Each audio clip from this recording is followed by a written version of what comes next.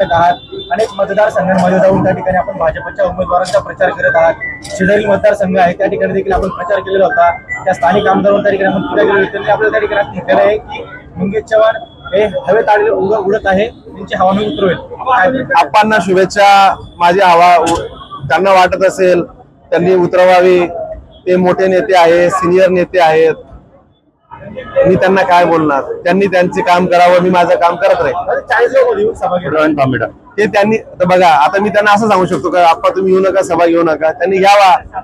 त्यांचे आता त्यांनी किती आज उमेदवार भरले मला माहिती नाही, फक्त एक उमेदवार निवडून आणायचं गणित त्यांनी बघावं म्हणजे बरं राहील। आता 40 लोक मध्ये भाजप सोबळावर लढणार आहे, महाविकास आम्ही शिवसेनेसोबत युती करायचं आमचं चाललं होतं, परंतु या किशोर आप्पांनी आडमुठीची भूमिका घेतली, त्यामध्ये खऱ्या अर्थाने शिवसैनिकांचं नुकसान झालं। जो शिवसैनिकांना आम्ही न्याय देणार होतो, किशोर आप्पांच्या भूमिकेमुळे त्यांना न्याय देण्यासाठी इच्छा असूनही आम्हाला युती करता आली नाही।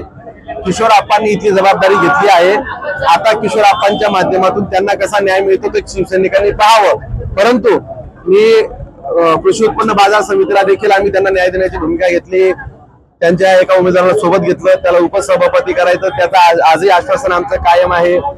आणि आताच्या वेळेस किशोर आप्पांच्या भूमिकेमुळे शिवसेनेसोबत युती करणं अवघड झालं। सन्माननीय पालकमंत्री महोदयांनी मला सांगितलं की हे केलं पाहिजे, परंतु एखाद्या मुद्द्यावर जेव्हा राजकीय मतभेद तयार होतात त्याच्यामुळे इच्छा असूनही राजकीय अपरिहार्यता निर्माण झाल्यामुळे ती युती थांबली। आता किशोरप्पा हवा उतरवायला इथे येणार आहेत, मी काय बोलणार, त्यांनी हवा उतरवावी। शुभेच्छा।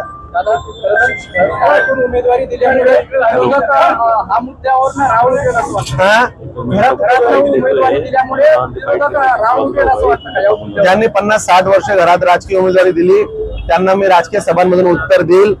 जनतेच्या हिताचा निर्णय काय आहे जनतेला माहिती आहे। ज्यांनी राजकारण परिवाराभोवती चालवलं ते हे टीका करण्याचा त्यांना नैतिक अधिकार नाही। विरोधकांचा समाचार मी योग्य पद्धतीने घेईल, तुम्ही काळजी करू नका।